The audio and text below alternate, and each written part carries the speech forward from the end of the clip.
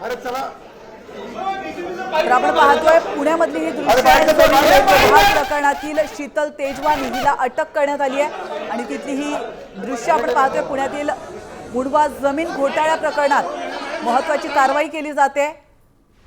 पुण्यातील मुंढवा जमीन गैरव्यवहार प्रकरणातली महत्त्वाची अपडेट समोर येते आणि शीतल तेजवानीला पुणे पोलिसांनी अटक केलेली आहे आणि तेव्हाची ही दृश्य आपण पाहू शकतो।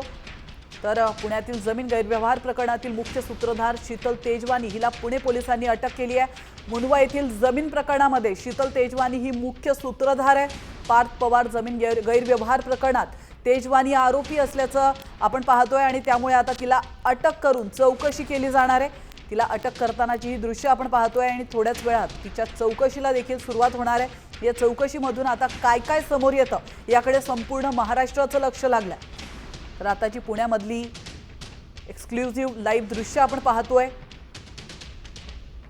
पुणे जमीन गैरव्यवहार प्रकरणातील आरोपी शीतल तेजवानी हिला अटक करण्यात आली आहे।